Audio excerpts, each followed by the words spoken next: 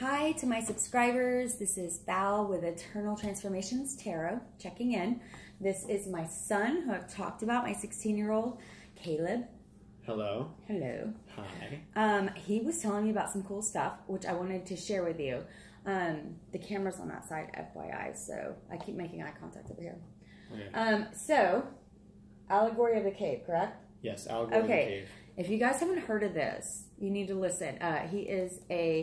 He's into philosophy. You want to be a professor of philosophy someday? Mm-hmm. That's his main dream.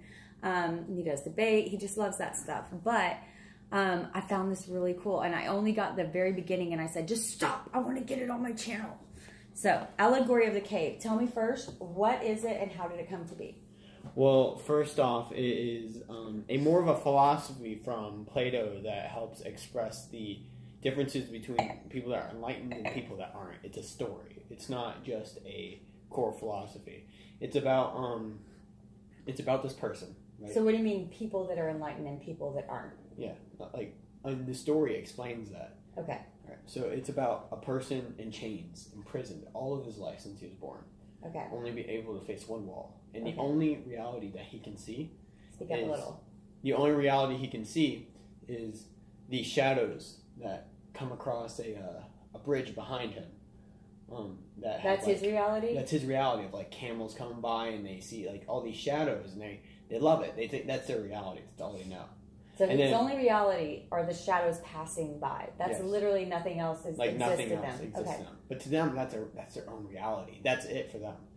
But then one day, a man, one of the prisoners, breaks from his chains. He goes out and sees the entire world, sees deserts, forests, sees like the entire world as far as you can see. And they had never known anything else but this. He was completely enlightened. I just thought of a dog in a backyard. I have a beautiful family, but my Uncle Jimbo has never let his dogs out. You know, Bella and Portia never let his dogs out of the yard. And he said if they never know it's out there, nothing will ever hurt them, and they'll never get hit by a car, they'll never want for more. And I get the protection, but Allegory of the Cave, you guys, I mean, that's their only projection of reality, and there's so much more, right? Well, at the same time, God did say ignorance is bliss, although it is in some circumstances. God said that? Or did people say that? No, it was that's an actual Bible passage? Okay. Okay, fair. So he teaches me something new every day. This Allegory of the Cave, whenever he came out, he's like, I gotta show my prisoner people, like my friends, the people that, like, they need to see this, right? That there's more, right? Yeah, there's more. Well, he comes down and tries to show them. He can't go down all the way, and he could only be a shadow to them. And all he is to them is their reality. Like a shadow in this bridge that they're passing, their reality. That's like how enlightened people are to normal common folk, for example. Okay. This is what Plato says, is that that the enlightened people can't show it, they just know it. Right. And they try their hardest to show the world as they see the truth. Yeah, the truth. What they feel the truth. What they feel is the truth. And as an enlightened individual, I think that an enlightened person would always say, I don't think an enlightened person would brag about being enlightened, if that makes any sense. An enlightened person would say there is no reality except for the reality of that which we create. Plato was a very egotistical man. He was not. Aristotle was much more. He was a naturalist. He was. He made the philosophy of naturalism. He was a lot less self-centered.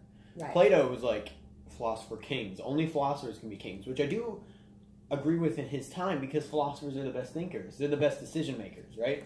Well, being the best thinker doesn't make you the best decision maker.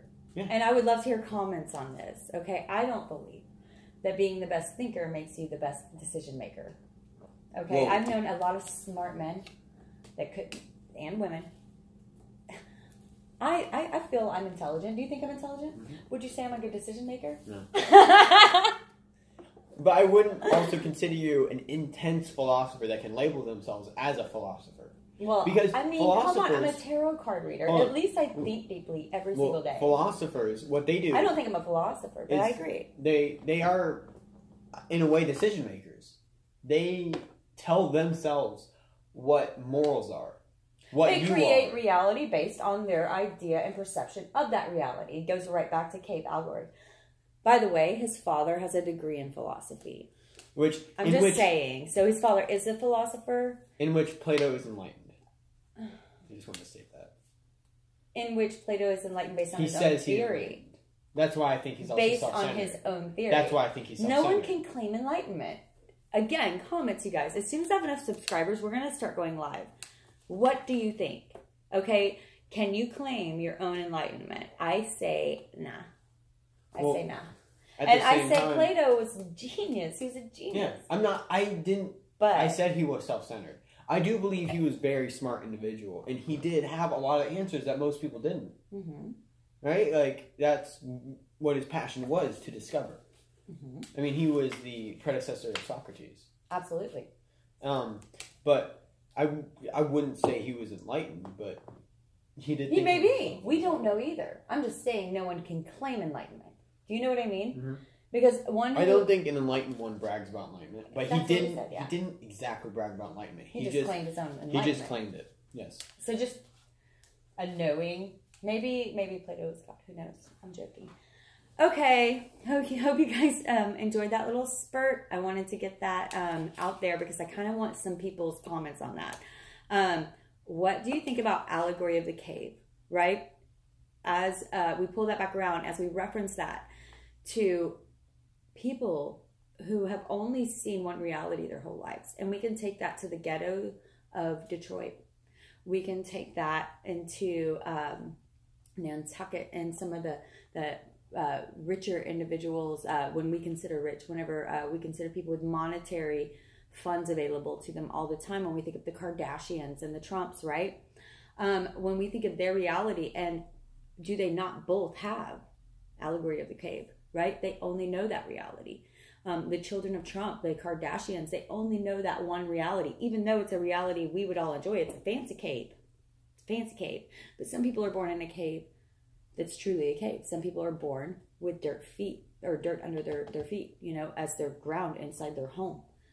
We knew a man very well who literally had dirt under his feet in his house, and made something of himself that was absolutely impressive. He stepped outside of his cave. Is that not enlightenment, right? To remake yourself and have the courage to step outside of that cave. These are my questions. I love you all. Light blessings. We will touch base soon.